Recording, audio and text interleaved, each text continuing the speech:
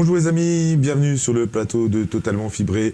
Pour ceux qui nous connaissent, on va faire le tour de l'actualité de Free et des télécoms. Pour tous les nouveaux, on vous souhaite la bienvenue, on espère que vous êtes nombreux aussi. Je ne suis pas tout seul pour présenter cette émission, il y a notamment Lucas, effectivement. Avec un nouveau style. Avec un nouveau style, en tout cas, on essaye, une petite moustache, à voir ce que ça donnera. On pourrait dire Lucas, le 6e, 7e rousquetaire. D'accord, bon, attention. Si on critique les roues, si on commence à critiquer les roues, on va pas finir. Attention. C'est surtout qu'on va parler de pilosité ce soir, on va parler notamment de la Livebox 6 qui a beaucoup de pilosité sur le côté, qui est vraiment au poil. Ouais. Je vais vous expliquer pourquoi. Et puis moi de mon côté, ce sera orange avec une pratique qui me hérisse le poil, puisqu'on reste sur cette thématique-là. Oula, on va parler poils. Alors si vous aimez bien les poils... Non, on va rester sur les télécoms quand même. Principalement. Oui, mais ça tombe à poil nommé. Qu'est-ce que c'est drôle, Max. Donc vous l'aurez compris, on va parler de l'actualité, mais en même temps, on va un peu rigoler avec vous. Oui. Quand même. Et avec vous, on espère. Et avec vous aussi, évidemment. On commence tout de suite par le gros dos. Plusieurs mises à jour cette semaine sur la Freebox, 3 d'affilée. Tu vas nous en parler, Lucas, tout de suite. En effet, puisque c'est quand même quelque chose qui aurait pu être un petit peu attendu par les abonnés Freebox, puisque ça faisait depuis décembre dernier que les serveurs des Freebox n'avaient pas bénéficié d'une nouvelle mise à jour de leur firmware. Alors c'est dorénavant chose faite depuis l'an dernier. Les serveurs Revolution, Mini 4K, Pop, Delta et One ont bénéficié d'une toute nouvelle version, estampillée 4.5.5. Ce sont des ajouts cependant assez techniques, ne vous attendez pas à une véritable grande révolution de vos usages. Ça va beaucoup plus concerner ceux qui s'y connaissent un petit peu. Typiquement, on a notamment la connexion sécurisée à Freebox OS qui est dorénavant utilisable depuis le réseau local, des nouvelles icônes pour les machines virtuelles pour ceux qui les utilisent, mais également des nouveautés du côté des VPN. Alors pour rappel, les VPN, ce sont des réseaux privés virtuels qui vont permettre en fait simplement notamment de changer votre adresse IP, d'être moins reconnaissable, de pouvoir protéger vos données. C'est d'ailleurs une fonctionnalité qui avait été lancée sur les Freebox en 2014, il y a à peu près dans cette semaine, le 12 ou le 13 avril. Alors, ces nouveautés du côté des VPN, notamment, c'est la norme WireGuard qui avait été déjà instaurée en septembre dernier sur les Freebox. Elle a désormais son port affiché dans la section permettant de les gérer. Vous pouvez également retrouver le tracé des courbes de débit du client VPN sur Freebox OS. Et comme tu l'as dit, donc, il y a eu d'autres mises à jour. Cependant, celles-ci ont été d'un montage correctif. Je ne vais pas vous détailler les petites modifications, mais ça a vraisemblablement été mis en place pour corriger des petites problématiques qui ont été apportées lors de ce tout nouveau firmware. Donc pour l'abonné lambda qui n'est pas geek, le seul conseil c'est redémarrer votre serveur. Pour redémarrer, deux solutions, on débranche et on rebranche.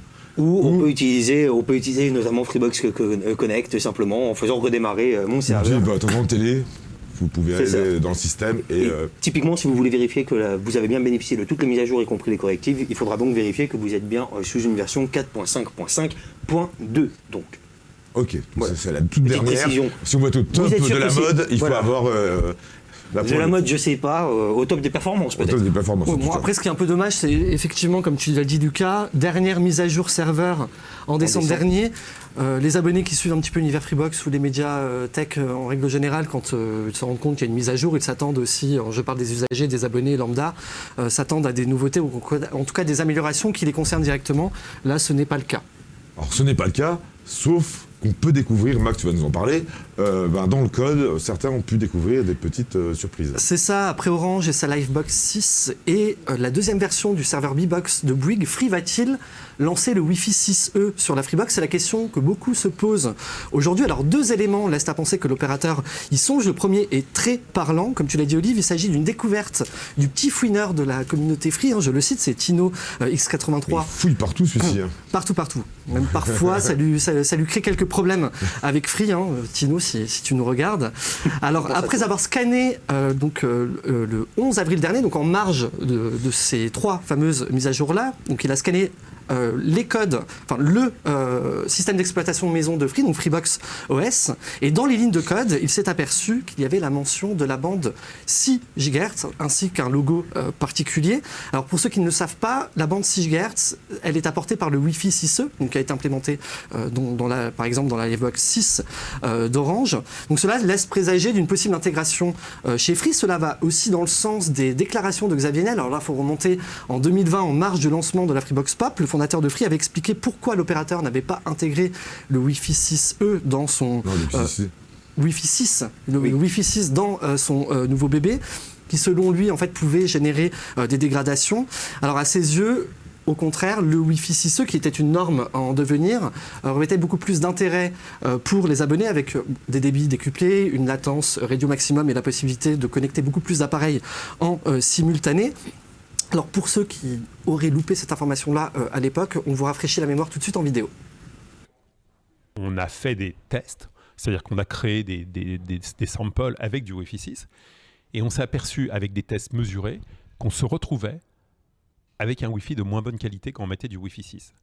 Alors c'est un Wi-Fi pas certifié, nous ça ne nous gêne pas que ce soit pas certifié, mais c'est un Wi-Fi pas certifié, ça c'est pas très grave. Mais au-delà de ça, tous les équipements qui n'étaient pas Wi-Fi 6 perdaient dans nos tests, peut-être que c'est nous qui sommes pas bons, perdaient du débit. Et on avait donc une problématique majeure, c'est-à-dire que 95% des équipements que vous utilisez aujourd'hui au feeling, mais environ 95%, ne font pas de Wi-Fi 6. Et donc on allait dégrader le Wi-Fi de nos abonnés pour potentiellement, légèrement, et encore je ne suis même pas sûr, l'améliorer pour ceux qui avaient potentiellement un équipement Wi-Fi 6. Et d'ailleurs, c'est tellement vrai, c'est que quand vous regardez les équipements qui font du Wi-Fi 6, ils ont toujours, pas parfois, toujours un bouton pour déconnecter le Wi-Fi 6. Moi, je ne connais pas quand il y a un bouton pour déconnecter une technologie, c'est que la technologie pose ou peut poser un problème.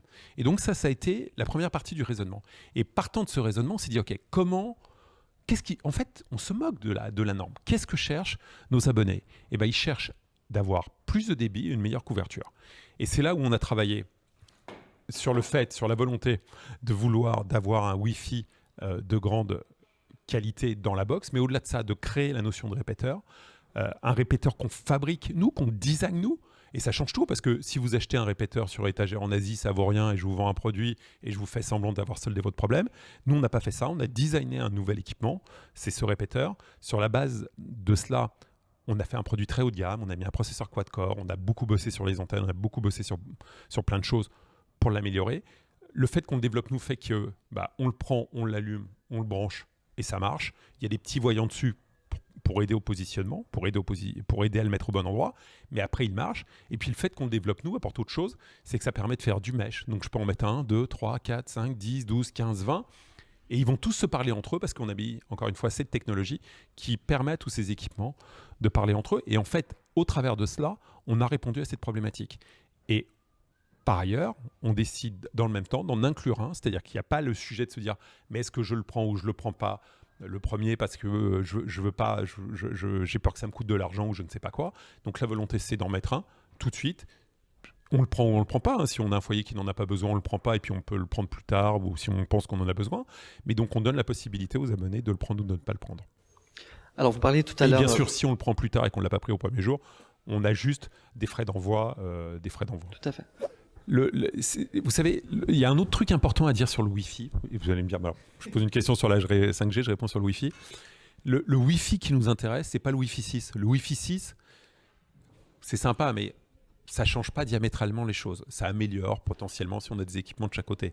Mais qu'est-ce que l'on s'aperçoit ? On s'aperçoit que si on veut améliorer drastiquement le débit sur ces technologies, il faut rajouter des fréquences. Et donc, de la même manière sur le Wi-Fi qui nous intéresse, le Wi-Fi sur lequel il y a potentiellement un intérêt, c'est le Wi-Fi 6E dans lequel on rajoute une troisième bande de fréquence. Et là, je pense qu'il y a un intérêt. Alors si Free songe réellement intégrer cette nouvelle norme et aussi ne pas se laisser distancer sur le terrain de l'innovation, plusieurs questions se posent encore aujourd'hui. Alors quelle Freebox pourrait être concernée ? Alors on pense inévitablement au serveur de la Delta, donc l'offre premium de Free, mais aussi la Freebox Pop, puisque Xavier Niel avait fait cette annonce au moment de son lancement. Et puis la deuxième question, c'est mais de quelle manière ? Alors là, il y a énormément d'hypothèses.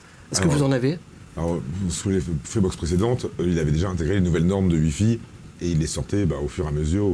Donc s'il en a parlé, a priori, enfin moi je pense que c'est déjà intégré. C'est vrai que typiquement le Wi-Fi 5 en 2014 avait été intégré via une mise à jour, firmware tout bêtement, sans hardware. Cependant, il faut quand même noter que là il y a une grosse différence, c'est que le Wi-Fi 6E, il intègre une toute nouvelle bande, comme tu l'as dit, Max, 6 GHz. Ça ne s'installe pas facilement. La preuve, c'est que Bouygues Telecom, par exemple, a pris l'option de simplement proposer une nouvelle version de son serveur pour proposer le Wi-Fi 6E. Ça arrive chez Free. Après, ça peut être aussi...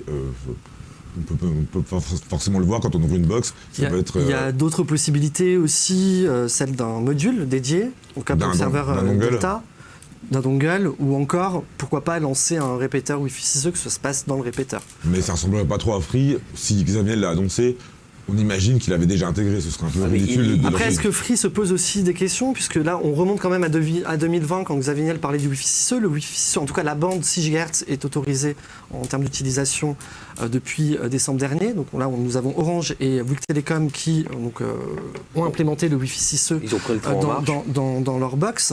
Après, Orange l'a aussi annoncé cette semaine, seulement 5% des appareils aujourd'hui sur le marché sont compatibles Wi-Fi 6E, 20% pour le Wi-Fi 6.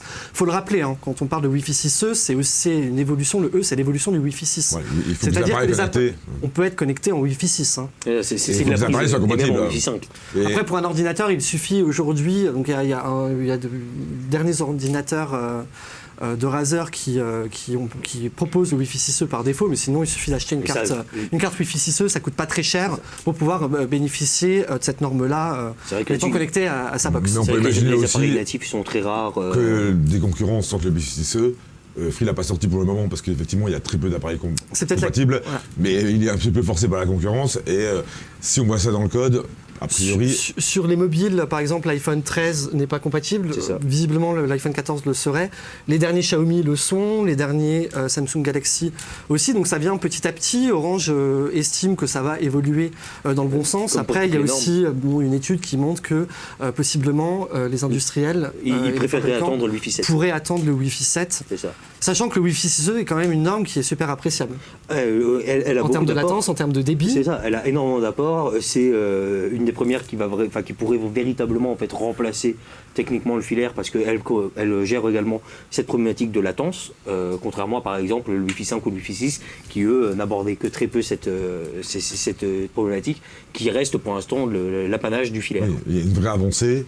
C'est ça. Là, par exemple, chez Orange, donc la Livebox 6 propose 2 gigabits par seconde non partagés en filaire.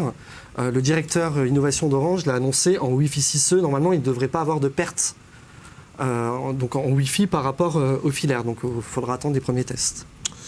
Ok, bon, on espère. En tout cas, ça devra arriver. Visiblement, on en saura plus rapidement puisque c'est dans le firmware qui a été déployé cette semaine. Merci beaucoup Max, on va continuer avec votre rubrique préférée, c'est le Up and Down. Préféré parce qu'on aime bien dire du mal, et aussi du bien. C'est toujours Max qui dit du bien. Bah moi j'aime tous les opérateurs, hein. Le monde est beau, le monde est gentil. Alors que moi j'aime personne, j'aime que moi. Ouais, voilà.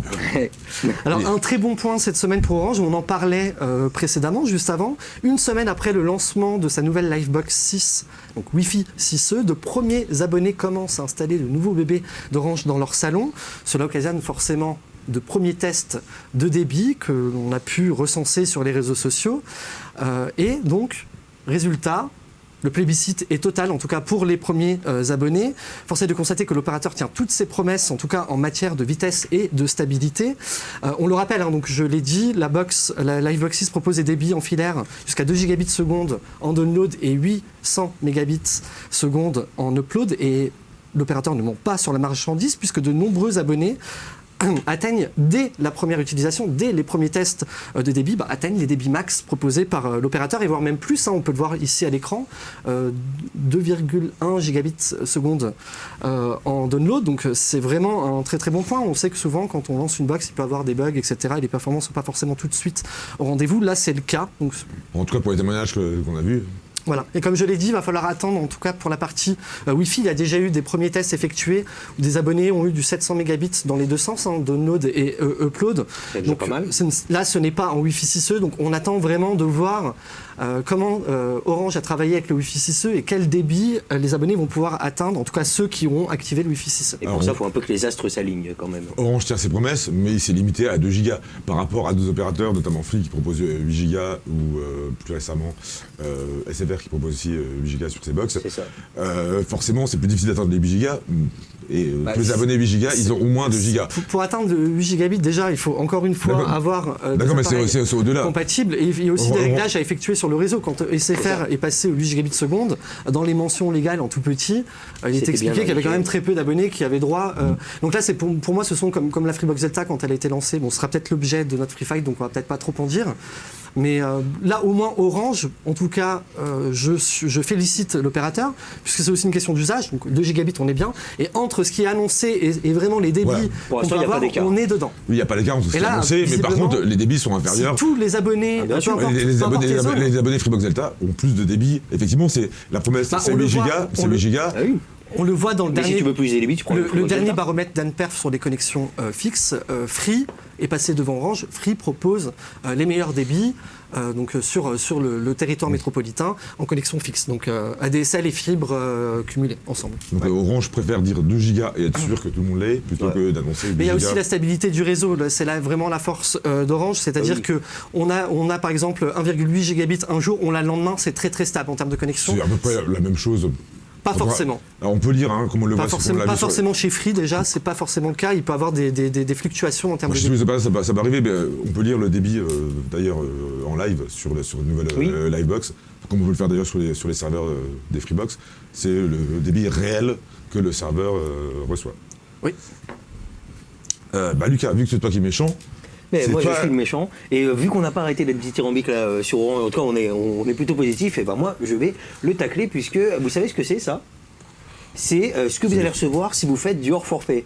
Et même, peu importe la somme, puisque c'est effectivement le cas qui a été remonté par un abonné Orange dans la Loire-Atlantique, qui s'est retrouvé avec un très long courrier, 6 pages entières, pour 5 centimes de hors forfait. La réponse est peut-être un poil démesurée. Il faut quand même noter que dans ce courrier, 3 pages étaient dédiées à l'entièreté des communications émises par l'abonné, y compris des SMS. Forcément, ça peut prendre beaucoup de place sur un mois, c'est logique. Mais pour cet abonné, c'est quand même un énorme gâchis de papier. Je suis plutôt d'accord. Pour Orange aussi, parce qu'entre l'envoi du courrier, l'impression, ça coûte plus que 5 centimes. C'est énormément de gâchis.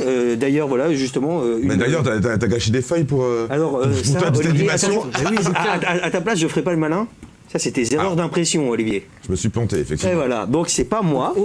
Univers Freebox gâche autant de papier qu'Orange. Oui, mais nous, on le gâche qu'une seule fois. Imagine le nombre d'impayés. D'ailleurs, cet abonné-là a contacté Orange et la conseillère lui a répondu qu'elle ne pouvait pas faire autrement. C'est ça, apparemment, pas de possibilité d'envoyer par mail, ce qui est quand même bien dommage, même si le mail, c'est pas forcément la panacée au niveau écologique, ça peut toujours être mieux que de gâcher du papier. Il faut le préciser, on peut choisir chez tous les opérateurs l'envoi des factures oui. par mail, mais là, le courrier de surfacturation. Le hors forfait, apparemment, dans la surfacturation, ça doit venir par voie postale. C'est ça, la surfacturation, ça doit venir. Mais c'est quand même assez ironique de la part d'Orange qui a lancé récemment une nouvelle box qui se présente comme encore plus éco-responsable que l'ancienne, qui a pris un engagement pour devenir net zéro carbone d'ici 2040. Il faut rappeler qu'une tonne de papier, c'est quand même l'équivalent de 2000 litres de pétrole et de 300 000 litres d'eau dépensés pour une tonne. Ça consomme. Ça consomme énormément et en plus, rien ne garantit que ce papier-là, il va être recyclé par l'abonné. Bon, typiquement, nous, ici, on va le recycler en brouillon. Ce sera fait comme ça. Recycler dans les toilettes, carrément. Bravo. On est écolo jusqu'au bout. Voilà. Oui, ça arrache un peu, mais en tout cas, c'est recyclé dans les toilettes. C'est pour ça que des fois, on se tient un peu trop droit. Non, après c'est dommage en termes de gaspillage du côté de l'opérateur historique, parce qu'on suppose, en tout cas pour son parc mobile, je n'ai pas les chiffres exacts, mais le nombre de hors forfait par mois, si à chaque fois on envoie 6 pages, ça fait beaucoup. Pour 5 centimes. Donc et surtout qu'à mon avis, ça peut être plus, parce que admettons que là, cet abonné, il a une consommation moyenne au niveau de ses appels et de ses SMS. Il suffit d'être un accro du téléphone, un accro des SMS, pour avoir finalement encore plus de pages qui vont lister toutes ces consommations.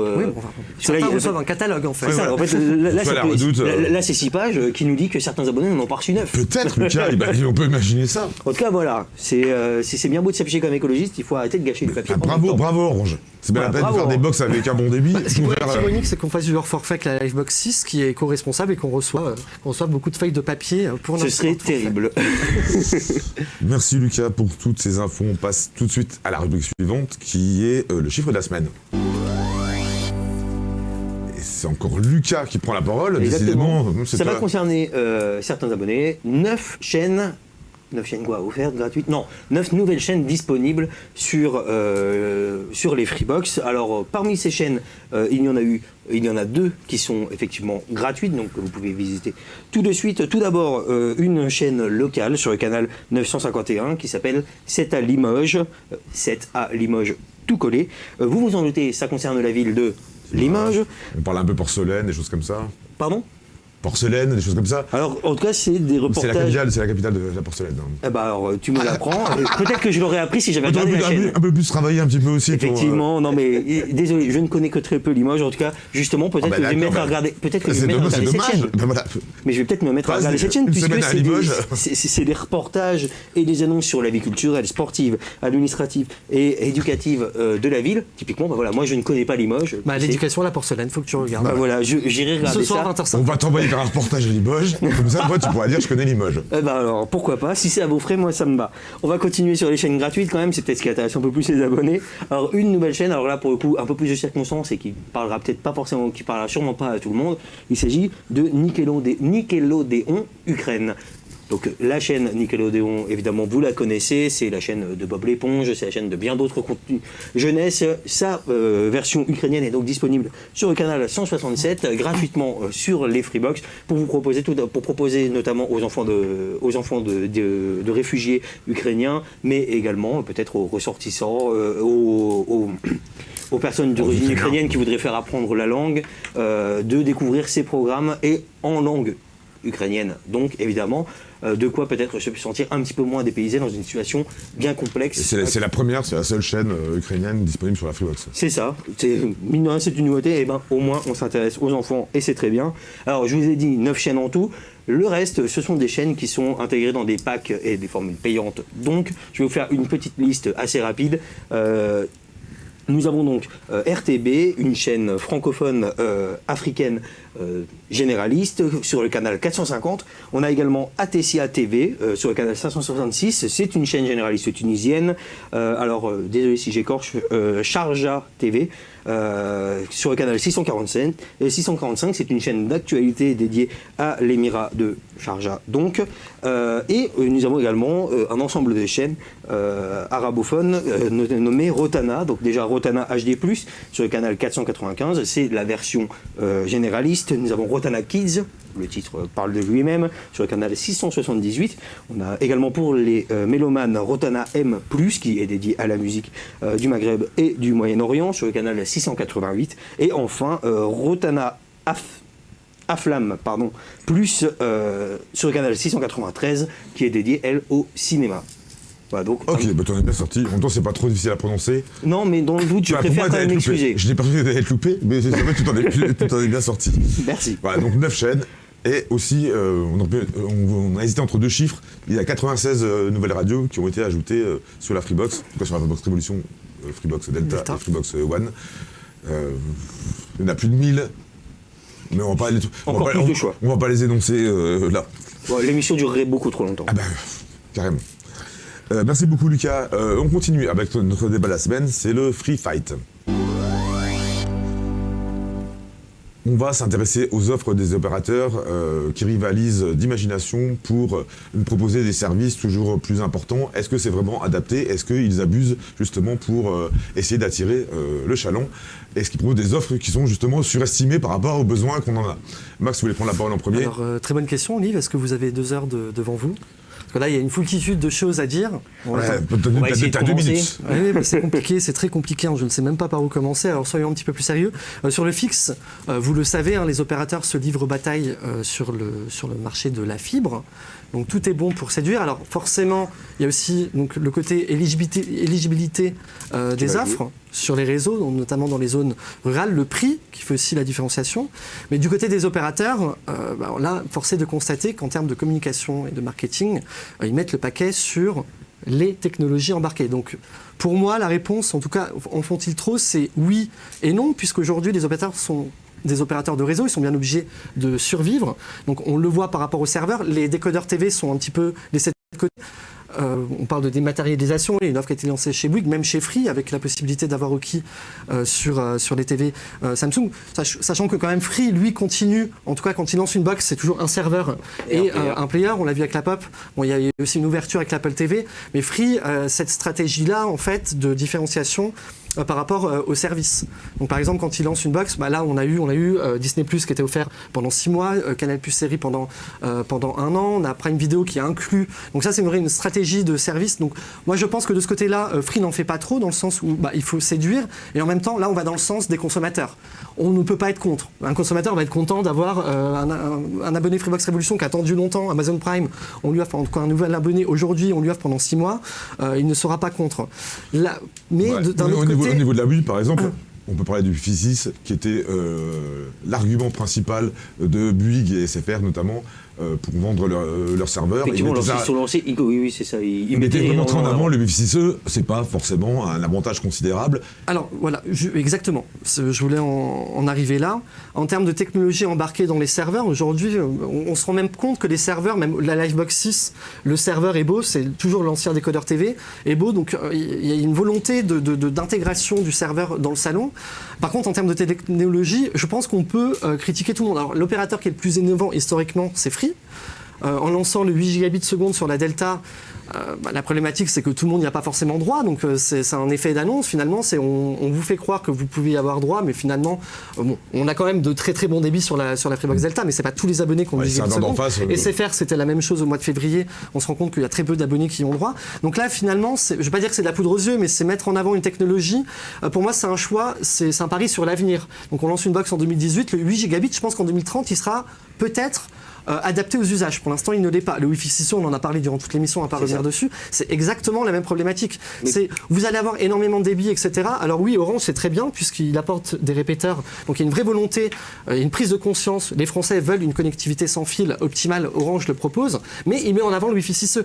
J'aurais peut-être plutôt mis en avant peut-être les débits possibles avec en tout cas le Wi-Fi 6, parce qu'il y a plus d'appareils connectés. Après, on peut pas critiquer, parce qu'on n'a pas critiqué Free quand il a lancé, ou même sur la Freebox Pop, avec donc le 2,5 gigabits sur un port. Oui. Même là, 2,5 gigabits, moi je ne suis pas... Mais pour le coup, je pense on est même là encore aujourd'hui, au-delà des usages. Je pense qu'Orange a eu du mal à passer. Orange est passé sur la Freebox 5 aux 2 gigabits partagés. Orange a toujours dit, nous on monte en débit par rapport à l'évolution des usages. Orange reste vraiment là-dessus. Est-ce que c'est vraiment la question? Est-ce qu'on a l'usage de ce qu'on nous propose, 8 gigabits, où on upload 700 chez Free ou 800 chez Orange. Mais pour le coup, je pense que c'est une problématique en fait qui vient simplement de la nature même de ce que font les opérateurs télécoms. C'est-à-dire qu'ils sont à la fois fournisseurs en service et en appareil tech. Donc typiquement, lorsqu'on va vouloir lancer une nouvelle offre, la problématique c'est d'avoir à la fois un serveur qui va pouvoir proposer certaines nouvelles choses, puisqu'on évite quand même généralement... Alors dis-moi, quel service nécessite 8 gigabits 8 gigabits, on peut par exemple avoir l'upload de vidéos, la qualité, la diffusion en live, sachant que par exemple depuis le confinement, on a eu énormément de personnes qui ont désiré se lancer en live. Non, mais je parle de gigabits le gigabit, il n'est pas symétrique. C'est du 700 mégabits sur la Delta. La technologie utilisée par SFR, donc là ils sont montés à 1 gigabit en upload. Ils pourraient faire du symétrique, mais ils ne le font pas. Ça. Mais même dans tous les cas, en fait, un débit extrêmement performant, il suffit juste d'avoir un serveur. Sur l'upload, oui. Sur YouTube, effectivement, ça peut être pertinent. Mais pour la grande majorité des gens, ça n'a absolument aucun intérêt. Non, mais effectivement, mais en fait, là, pour revenir sur la question de est-ce qu'ils en font trop, pour moi, en fait, la problématique, elle est vraiment là. C'est qu'à la fois, ils doivent être capables de fournir des services performants, mais également des appareils tech. C'est pour ça qu'ils mettent très en avant, notamment les Wi-Fi. On a vu avec le Wi-Fi 6 à l'époque. Maintenant, le Wi-Fi 6 où ils le mettent énormément en avant. C'est l'enjeu parce que quand on regarde, par exemple, la Freebox Pop, donc Wi-Fi 5, on arrive à du 450 mégabits seconde. Là, sur les premiers tests, la Livebox Wi-Fi, 6 en Wi-Fi 6, je suppose, c'est du 700 mégabits. Là, en fait, je pense que les opérateurs, et même surtout les Français, les foyers français, n'ont plus du tout. On est beaucoup plus sur notre smartphone, nos tablettes ou nos laptops, ordinateurs portables. Le serveur est souvent loin. Donc, en fait, les Français n'ont plus envie forcément de se connecter en filaire. Donc, ce qu'ils veulent, c'est quand on leur vend une connexion à 2 gigabits seconde, ils aimeraient bien avoir la même chose en Wi-Fi. C'est sûr. Non, mais effectivement, donc il y a des attentes qui sont de plus en plus différentes selon les utilisateurs.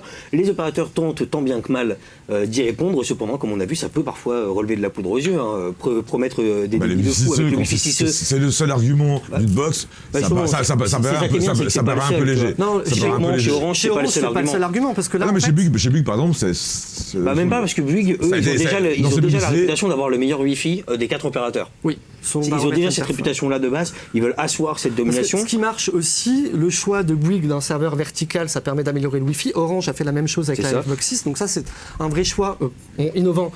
On le sait, quand les antennes sont plus hautes, ça diffuse mieux, mais c'est un choix qui est quand même... On peut mettre ces Freebox verticalement. Orange, bien sûr. Mais les antennes ne sont pas construites pour être mises verticalement. Orange, sur la Livebox 6, le choix est fait... En fait, la stratégie, c'est le Wi-Fi. Donc oui, il y a le Wi-Fi 6E, mais il y a aussi le Wi-Fi 6.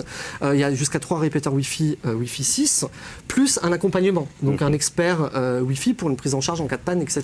Donc là, il y a une vraie stratégie globale, réfléchie sur le Wi-Fi. La question, c'était, est-ce qu'il y a vraiment un intérêt pour l'utilisateur? Est-ce que les usages sont là? Parce que ça ne sert à rien de se vendre quelque chose qui n'aura bien sûr, mais typiquement, le 8 intérêt. gigabits par seconde, ça va être utile pour aller 1% des abonnés Freebox Delta. Tu vois, t'es gentil, parce qu'en face, les serveurs sont pas forcément... C'est la même chose sur le mobile. Après, il faut poser la question aussi de la durée de vie. Là, Orange lance le Wi-Fi 6E, mais Orange lance des box tous les 2 ans. C'est ça. Free, ça aurait été plus intéressant qu'il mette peut-être le Wi-Fi 6, parce qu'après, les générations, on a petite génération, grande génération.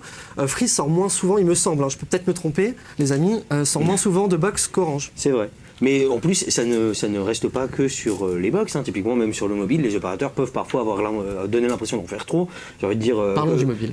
Lorsque SFR s'était lancé sur la 5G en voulant dire je suis le premier sur la 5G, certes, en attendant jusqu'à fin décembre, il n'y avait que de la 5G à Nice. Le but, c'était le premier à dire. C'est ça, je suis le premier sur la 5G. Il avait même fait des pubs. Vous en avez pas. Vous voyez même des pubs.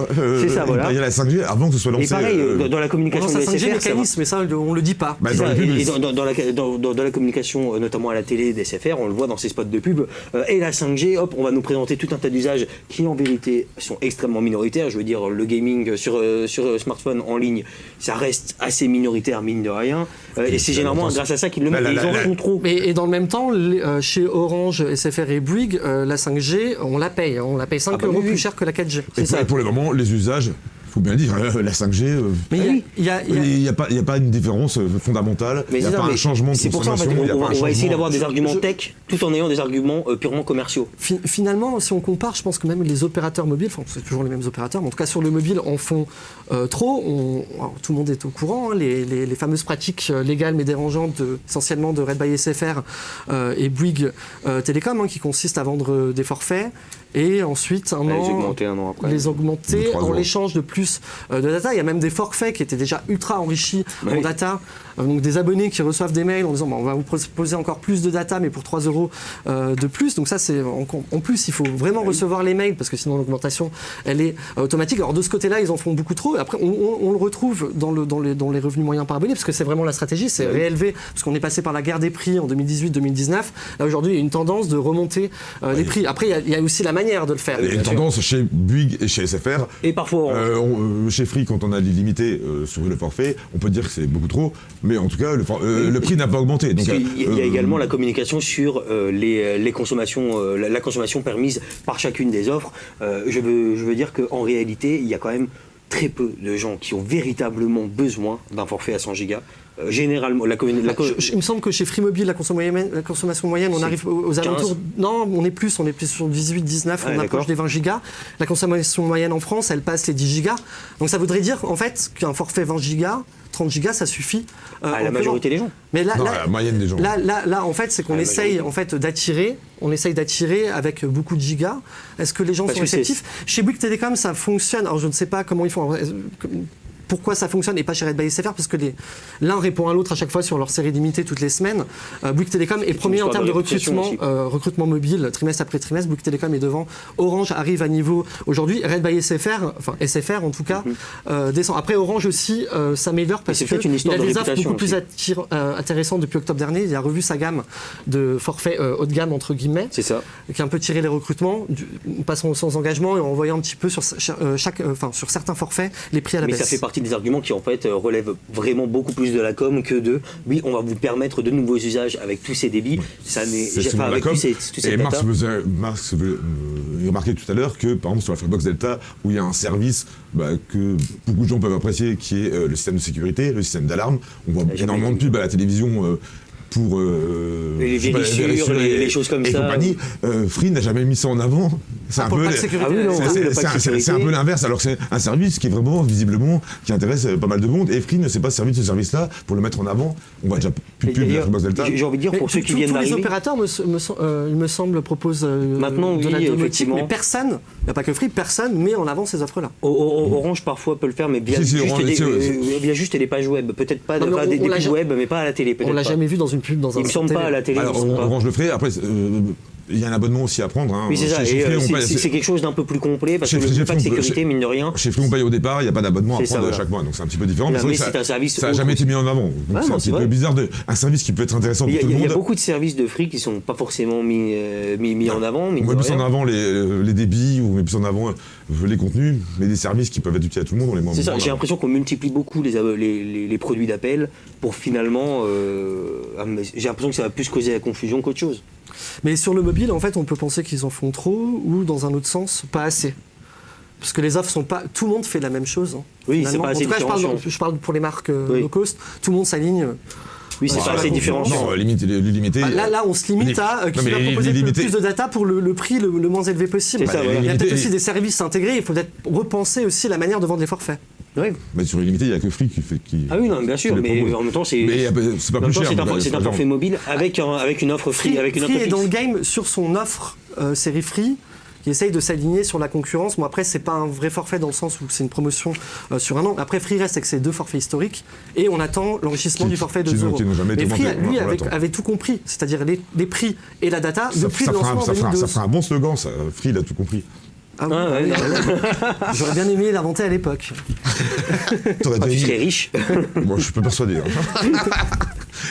Voilà, on a terminé, c'est bon? Ah bah oui. Vous avez tout dit?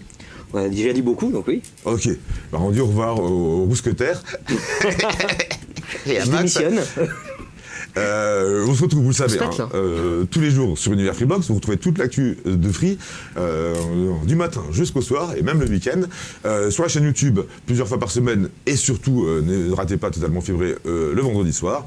On vous souhaite un très bon week-end avec toute l'équipe. Ciao.